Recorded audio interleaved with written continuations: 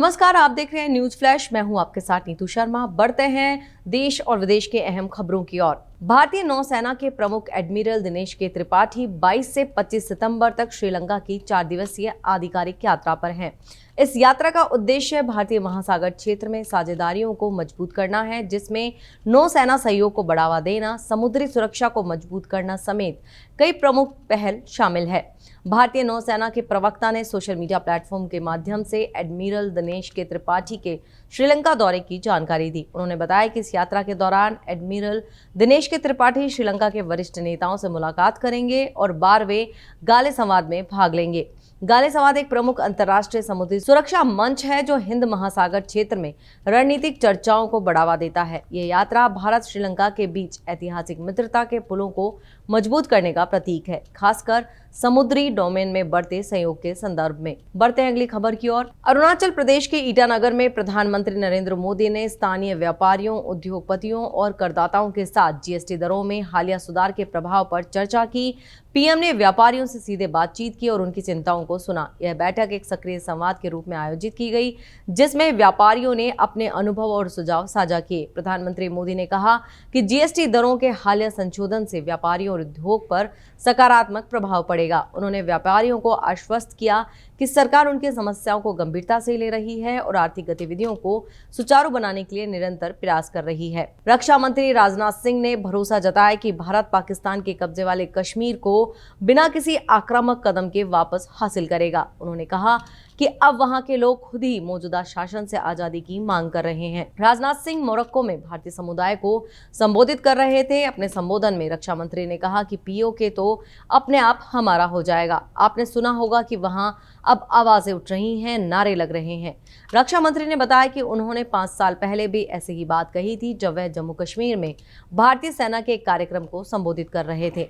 उन्होंने कहा कि मैं 5 साल पहले कश्मीर घाटी में सेना के कार्यक्रम में बोल रहा था। तब भी मैंने कहा था कि हमें पीओके पर हमला करके कब्जा करने की जरूरत नहीं होगी, वह तो पहले से हमारा है। पीओके खुद कहेगा मैं भी भारत हूं, वो दिन जरूर आएगा। बढ़ते हैं राजस्थान की अहम खबरों की ओर। जोधपुर में केंद्रीय गृह एवं सहकारिता मंत्री अमित शाह और मुख्यमंत्री भजनलाल शर्मा ने श्री पारसमल बोहरा नेत्रहीन महाविद्यालय के नवीन भवन का शिलान्यास किया। कार्यक्रम में विशिष्ट अतिथि के रूप में केंद्रीय मंत्री गजेंद्र सिंह शेखावत, सुप्रीम कोर्ट के न्यायाधीश जस्टिस संदीप मेहता, जस्टिस विजय बिश्नोई, कैबिनेट मंत्री जोगाराम पटेल, उद्योग राज्य मंत्री के बिश्नोई विशिष्ट अतिथि के रूप में मौजूद रहे।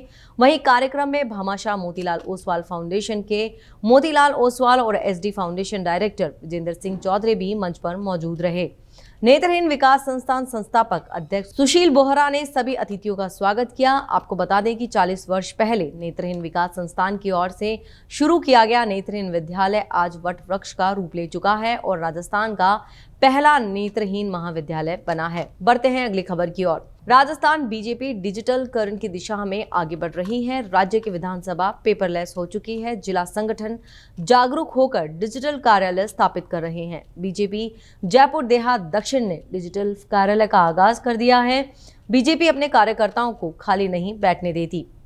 24/7 बीजेपी प्रदेश और जिला इकाई संगठनात्मक गतिविधियों में जुटी रहती हैं। कार्यक्रमों और अभियानों को बड़े पैमाने पर संचालित किया जाता है और केंद्रीय और राज्य नेतृत्व पूरी मॉनिटरिंग करता है। यही कारण है कि डिजिटल कार्यालय स्थापित करने से कार्य को आसानी और त्वरित गति से किया जा सकता है। बीजेपी जयपुर देहात दक्षिण जिला कार्यालय को डिजिटल शेप दी गई है। पदाधिकारी पेपरलेस कार्यक्रम की ओर आगे बढ़ रहे हैं। जिला अध्यक्ष राजेश गुर्जर ने देहात कार्यालय को डिजिटलाइज कर दिया है। बिना फिटनेस प्रमाण पत्र के राजधानी जयपुर में चल रहे ई रिक्शा के खिलाफ परिवहन विभाग ने बड़ी कार्रवाई की शुरुआत कर दी है। आरटीओ प्रथम राजेंद्र शेखावत के निर्देशन में एक योजना तैयार की गई, जिसके तहत करीब 25,000 से अधिक ई रिक्शा के पंजीकरण रद्द करने की प्रक्रिया प्रारंभ हो गई है। इनमें अनुमानित 20,000 ई रिक्शा निकट भविष्य में सड़कों से हटाए जा सकते हैं। शहर में इस समय ई रिक्शा की 4 सीरीज ईपी, ईक्यू, ईआर और ईटी चालू है। इनमें करीब 30,000 से अधिक ई रिक्शा पंजीकृत हैं। परिवहन विभाग की जांच में सामने आया कि इनमें से अधिकांश ई रिक्शा बिना वैध फिटनेस प्रमाण पत्र के ही शहर की सड़कों पर दौड़ रहे हैं। यह न केवल मोटर वाहन अधिनियम का गंभीर उल्लंघन है, बल्कि यात्रियों की सुरक्षा और ट्रैफिक व्यवस्था के लिए भी खतरा है।